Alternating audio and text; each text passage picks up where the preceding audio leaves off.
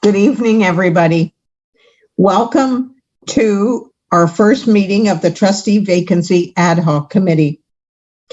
I will call this meeting to order. Are there any declarations of interest? Seeing none, we have an agenda in front of us. Could I have a motion to approve that agenda? Thank you, Donna. All in favor? Thank you. Our first task is to establish the chair of the committee. I'm looking for nominations for the chair of the Vacancy Ad Hoc Committee. Nominations, please.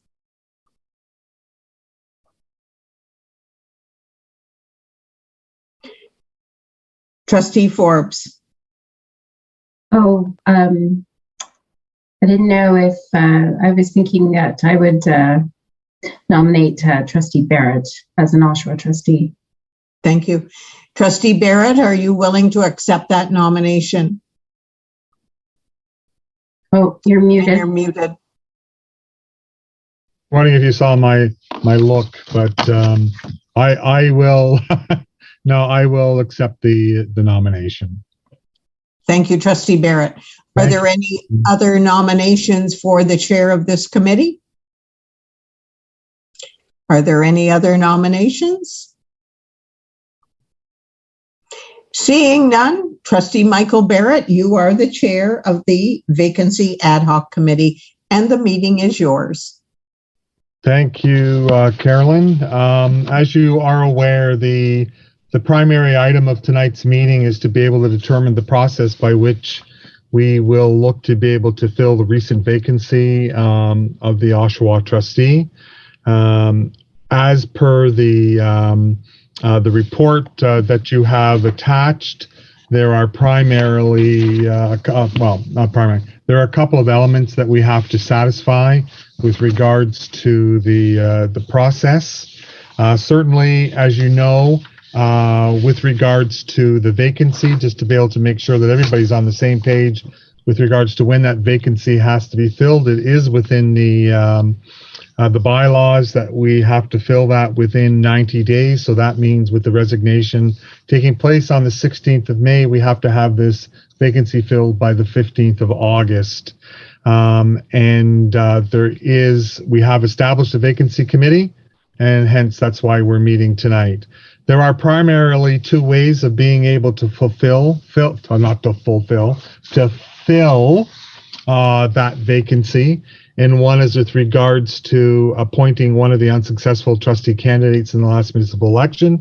And for reference, Patrick or Nora, or a combination of both, have attached the results from the election in 2018 for your reference. And the second methodology is to be able to consider a broad range of electors as per on page 2, which would involve advertising the vacancy, getting written applications, and then being able to actually hold interviews of those individuals that have put forward their desire to be able to serve the role of trustee up until the point of obviously until the expiration of this term in November. So really we have two elements. You can see the costs have been outlined there, approximately $2,000 in order to be able to advertise the media, if that's the case. So I'm certainly going to open up the floor to discussion with regards to where would the committee like to be able to take the process. Darlene, Trustee Forbes. That's okay. Thank you, Chair Barrett. I think it's unfortunately, we did this process not too long ago. I think advertising for the vacancy and perhaps stipulating that it wouldn't, we are looking for people who aren't running in the next election as trustee, just so we would avoid any appearance of favoritism or anything like that. I think it would be a really wise thing to do. That has my vote. Thank you. Okay. I'll come back whether or not we're going to make that a motion or not, Trustee Forbes, but I see Trustee Crawford's hand up, so I will go to him next. Trustee Crawford? Thank you, Chair. No, I was just going to suggest that we use the usual method and choose one from the unsuccessful candidates with maybe a bit of a addendum to that we maybe make the list such though that the first person with the highest vote, if they decided not to, then we could have permission to go to the next one, or the people looking into it would have permission to go to the next one. So I guess the first thing is to establish that we are going to select from the unsuccessful candidates. Yeah, and sorry, go ahead. I didn't mean to cut you off, Trustee Crawford. No, I would move that so that we have some point of discussion on it. Okay, so we do have a motion by Trustee Crawford that we will follow the Durham District School bylaws, and that's on page 205, section I. And I'm going to be able to develop this motion for you, Trustee Crawford, that the Durham District School Board appoint one of the unsuccessful candidates from the last municipal election, the vacated electoral area, providing the candidate remains a qualified person as defined under the Education Act. I believe that was the motion you were going to potentially make there, Trustee Crawford? That wording is fine with me to start, yes. Since I read it right out of the bylaws, so it's probably a good thing. So, but you know me, I don't argue with bylaws. No, so we do have a motion on the table. So I will open discussion to the motion that's on the table. Sorry, Donna. I missed your hand. Go ahead. Trustee Edwards. It doesn't address what Trustee Forbes had said about not running in the next election, for one. And there's such a significant difference between when we talked about this the last time too, that there was such a significant difference between first and then what now is the fifth person, I guess, or sixth person, sort of thing. So, as well as I'm just a little concerned is that it's going to be a very short period of time that the individual is going to be there, and would wonder if people would want somebody who had a little bit more knowledge of the education system, and have the opportunity to ask those questions to candidates. So I'm not really sure if we should be limiting to this group. I think we need to open it up to get somebody that has a little bit experience with the education system, so that we can, because it's going to be a short window. I don't know. Just some of my thoughts. Thanks. Thank you, Trustee Edwards. Trustee Lundquist.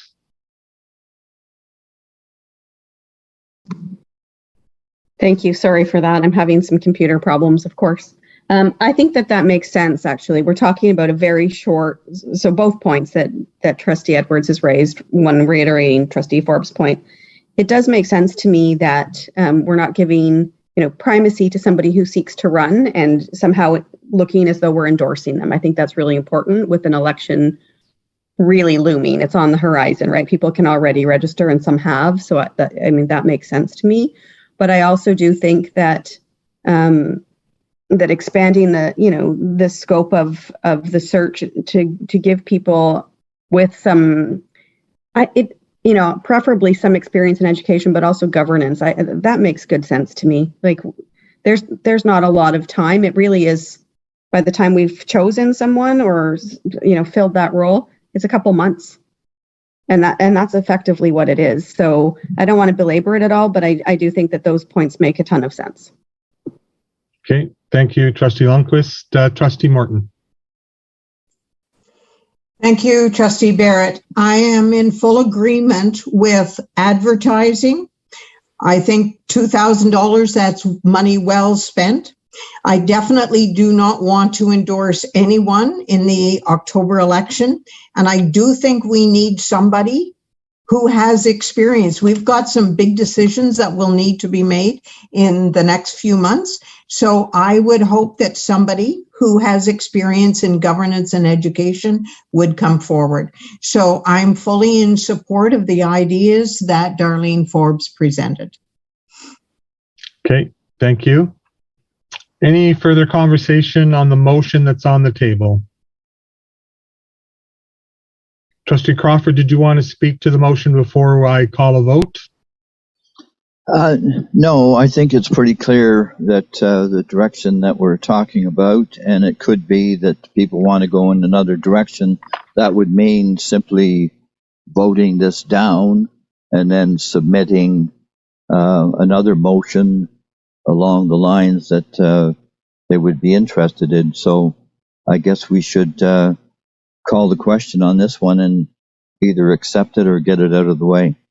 Okay, thank you. I'll do that as chair of the committee. So I appreciate that. So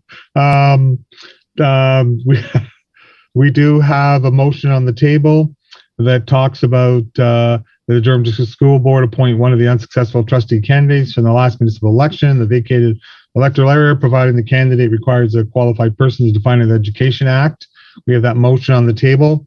If you could use your reaction button, if you could, to vote a red check mark in favor of the motion or a red X to oppose the motion. If you could do that, please. You could vote. Okay, You meant the green check mark, right? Green check mark to vote in favor and the red X to vote against. So the motion is defeated. So appreciate that. I was just going to come back to you, Trustee Forbes. So you beat me to it. So I was going to come back to you, and please go ahead, Trustee Forbes. Thank you. So I would like to make a motion that we advertise to fill the vacancy and have. I'm sorry, I'm losing my voice.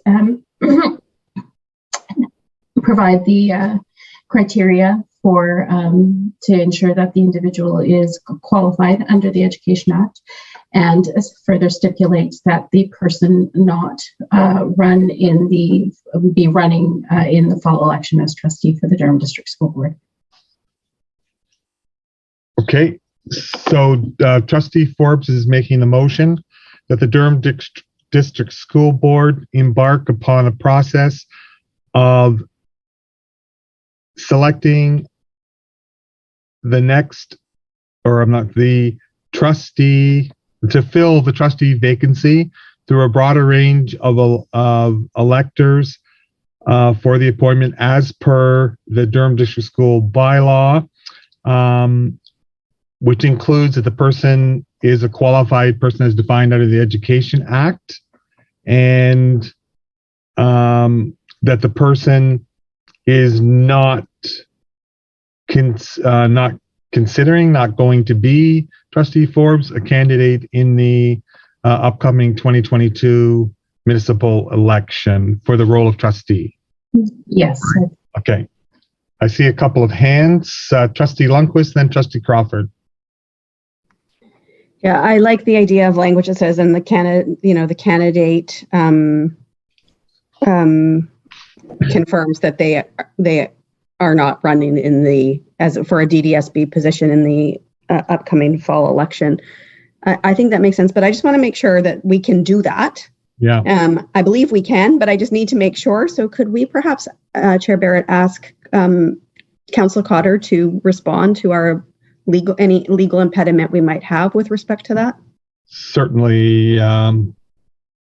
Council Cotter, do you have a comment on that, sir? Thank you, and through you, Chair Barrett, I see no legal impediment to request that the applicants make that commitment to the board. That's the way I would do it, that requesting that the applicants make a commitment to the board not to run in the next election. Okay. Does that address any concerns, Trustee Lundquist? I'm completely comfortable with the motion as it is then. Thank you. Okay. Thank you. Trustee Crawford. No, my question and concern was the same. I didn't think that we would be allowed to eliminate people. When you advertise for something, you would take the people who want to apply for that in. So are we saying that anyone can apply for this? And what is the stipulation that they cannot That run they will in the make, next election? that they're making a commitment that they will not seek nor attest for So they're a seat in the upcoming municipal election for the Durham District School Board. okay. So said another way, they have to understand that they're only filling this out for the next 2 or 3 months. Stated Right, another way. And that they're not running in the upcoming election. So, Okay, so I guess that would be understood by them, and if they wanted to challenge it, I guess they could. But no, I'm okay with that, as long as it's very clear that they understand that they're only filling this period of time. yes, yeah. Thank you. Trustee Templeton. Just to clarify, when you're saying not running in the upcoming election, as a school board trustee, or if Yeah, they I said decide that. to run as a counselor, they could? Yeah, that's why I said very clearly that they cannot run in the upcoming election for a school board trustee. Because to your point, Trustee Templeton, if they were running for counselor, we can't say they can't run for anything. So, but I think that the intent from Trustee Forbes was that they would not somehow get an advantage to being a candidate, because as Trustee Forbes used to put it very well, saying it's kind of like you're endorsing a candidacy for the upcoming election if indeed the person was going to be running in the fall. I think it was kind of your context, Trustee Forbes. So Yes. and just FYI, I know that our sister board recently went through a vacancy, and they had a similar parameter that the individual would not be running in the upcoming election. I'm not sure they made a commitment. We'll see how that one holds.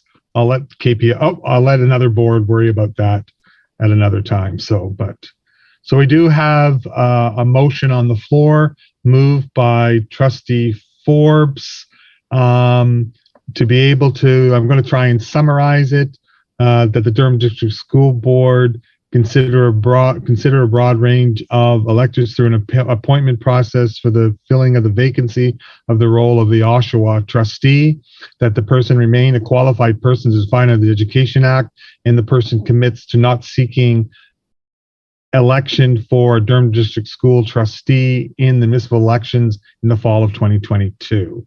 I think that captures all of your points, Trustee Forbes. Yes, thank you, Chair Barrett. Okay.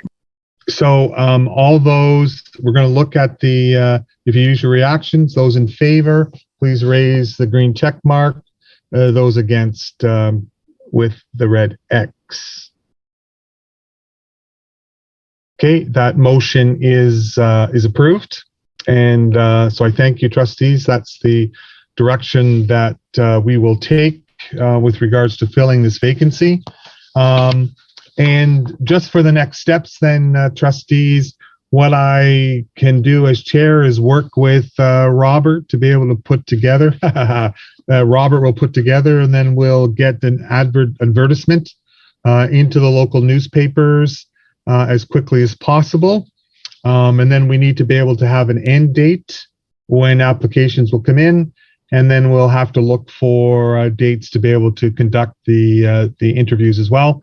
Robert, you have your hand up, sir?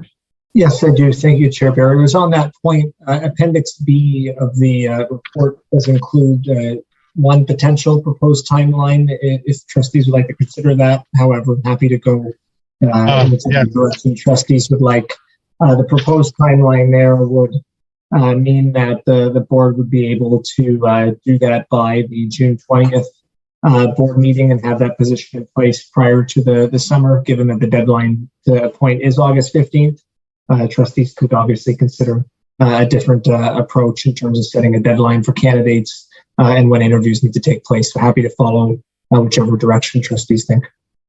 Yeah, thank you for that, Robert. I did miss that Appendix B, so I appreciate that.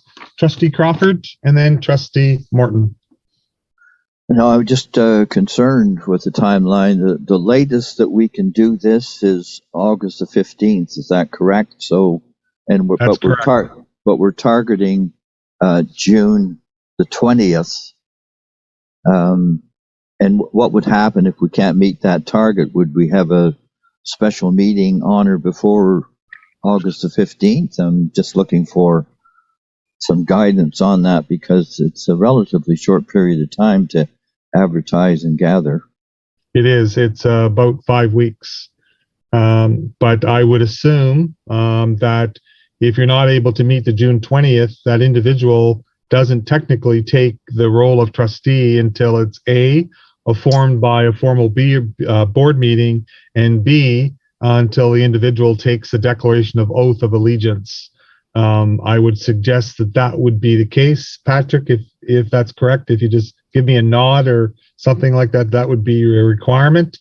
And then if it doesn't take place on June 20th, because I understand, Robert, why you're aligning it, because that's our last board meeting, technically, for the year. So therefore, you're trying to align it to that June the 20th, correct? Yeah, so you'll need two, as you say, Chair Barrett, you'll need two board meetings to deal with this. One to make the appointment, and a second for the person to be sworn in. So the way we set it up in the draft timeline was you would, make the appointment first and then have the swearing in on June 20th. You could do it differently. You could make the appointment on the 20th, then have a special after that to have the swearing in. So that's this timeline, at least you're able to complete it on June 20th, but you will need two meetings, one way or the other. Right. Trustee Martin. I just want to say that I appreciate the Appendix B timeline. I think that it's very doable. I do have a question. When we interview the candidates, would that be in the boardroom as the bylaws stipulate, or would it be over the internet? Patrick? Sorry. Yeah, I think, given the current circumstance, I think we could have some flexibility there. But we could have at least the candidate and those trustees who wanted to attend in person attend, and then we could live stream for those who wanted to remain remote. So I think probably the best approach would be a hybrid type interview process. Thank you, Patrick. Okay, Nikki, sorry, Trustee Lundquist. That's okay. Just a quick question based on that. So what was described just then was a hybrid approach for trustees, but I just want to say I think we should actually offer that to candidates as well, potentially, since that is available to us, but also because there will be people who have, immunosuppressive conditions, et cetera, and I don't want to rule out the possibility of having somebody good just because we require them to come face to face when that's not a requirement for the rest of us right now. So I'm hoping we'll be flexible about that. Yeah, I mean, through you, Chair Barrett, it is your bylaws, and I think given the current circumstance, there's flexibility in how you interpret the requirements to have the interviews in the boardroom. If you had a trustee there, I would submit you're having a hybrid meeting, and that would include applicants being able to attend by video should they choose. Yeah, and to be quite honest, depending upon the number of applicants we get, virtual interviewing might be a more logical and quicker way of being able to deal with candidates as well. It's also another methodology of controlling timeframes and having them wait in the waiting room, etc., for that. But we can discuss that. But I'm thinking that a virtual interview process might be more flexible.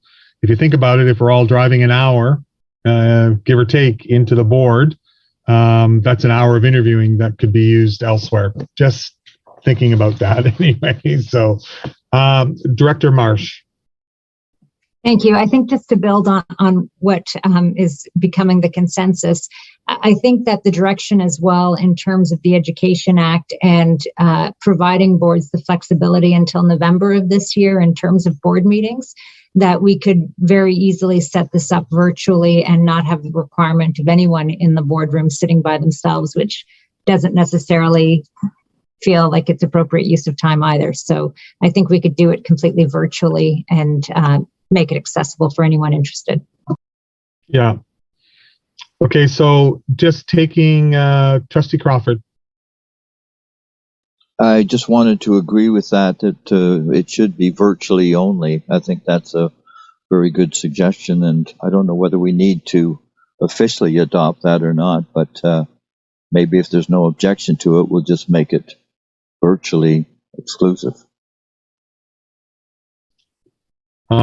If there's no objections, if that works for individuals, we're only talking about the interview process. When it comes to the oath, an individual might want to be here to be able to take the oath. We can, to Trustee Lundquist's point, we can deal with that flexibility when we come to that element, but flexibility is the critical part, based upon that November timeframe as well. So, but I wouldn't disagree, Trustee Crawford. It will be an easier process, I think, to do a virtual interview. And I think also of the candidates who don't necessarily have to travel here and wait in a lobby, et cetera, et cetera. So if it's okay with everyone else, I think that the virtual interview process might be a better way of being able to conduct this interview process. If there's any objections, not seeing any around the virtual table. So what I was going to suggest then is Robert will work with me. Notice, Robert, I didn't say I'll work with Robert. Robert will work with me. No, I'll work with Robert on being able just to get the advertisements out as you have outlined. And then what we'll do is maybe, Robert, we can work on a doodle poll for the 16th and the 17th to see what works. You're talking about during the day. Not always easy for every single person around the board table, whether we have school or work or other elements. But what we'll do is we'll do a doodle poll and then get some time frames with around that 16th and 17th. Council Cotter, I see you, and then Trustee Morton. Thank you. Through your chair, Barrett. I think that's entirely sensible in terms of flexibility on the dates, but I do think the bylaw requires that the committee set the deadline for the application. Yeah. Recognizing there still would be flexibility around when you had the meeting. Yeah. Well, okay. I'll come to that as well then. So, Trustee Martin? I was just going to say that once we know how many interviews will actually take place, then we can determine a time. If we're interviewing 10 people, then you're going to have to go through the day. But if you're only interviewing 2 or 3 people, you could establish an evening time frame. Yeah, or, to be quite honest, if you've got 10 candidates, 5 an evening for 15 or 20-minute interviews, it's still possible. But I also recognize we've got a lot of other elements happening. But I agree with you.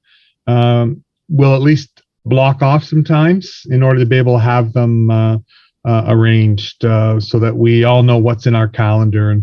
And June for all of us, well, I'm sure June, like any other month, is an ugly month. So, Director Marsh?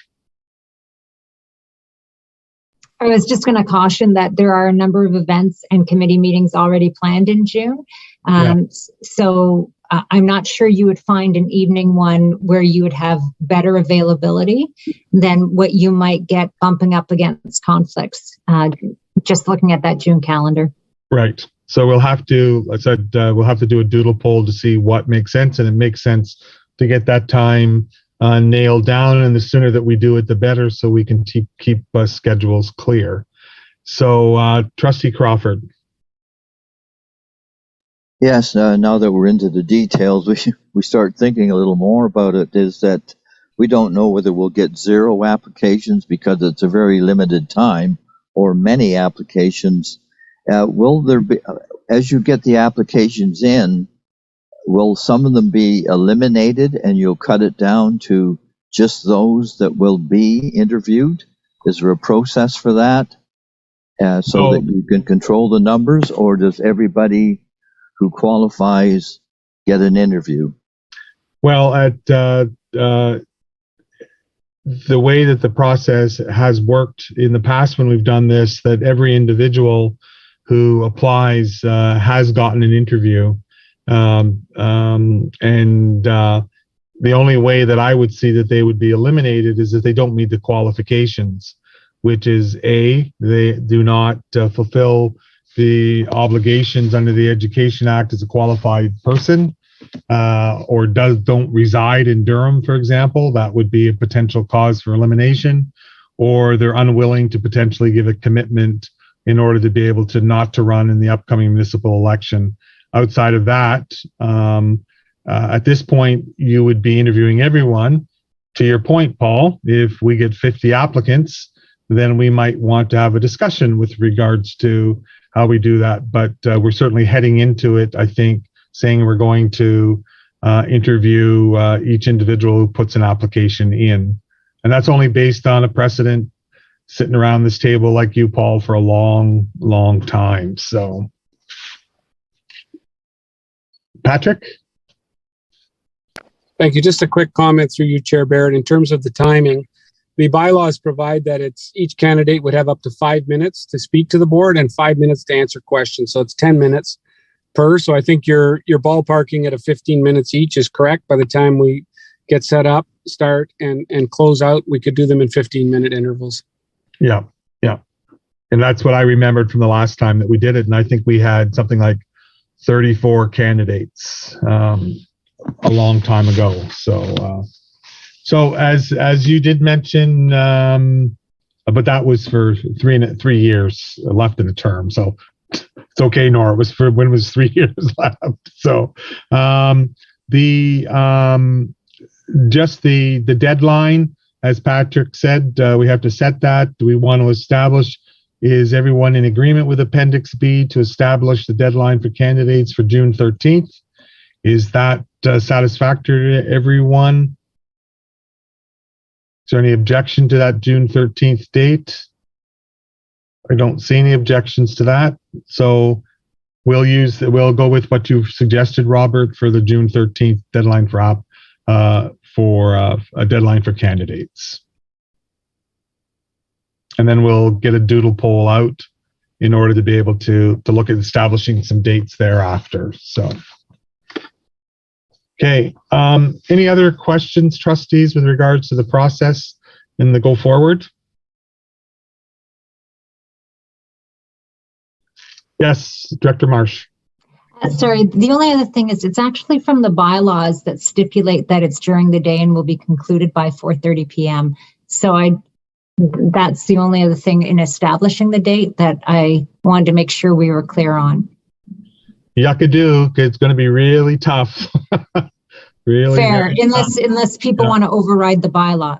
That's why I thought I better raise it in the meeting. Yeah, I appreciate that, but I know what my calendar looks like in June as well.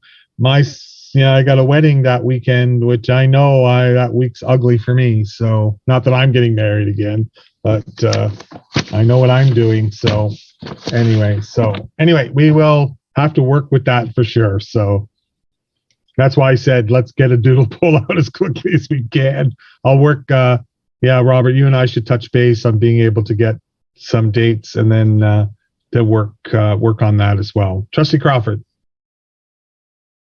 No, just 2 quick comments. I don't think we're in a position to override the bylaw. If we wanted to change it, we'd have to go through a process, wouldn't we? Well, technically, you're absolutely correct, Trustee Crawford. Okay, well, we're probably not planning on doing that. The other thing is, I can't stress enough that people understand that this is only for a short period of time.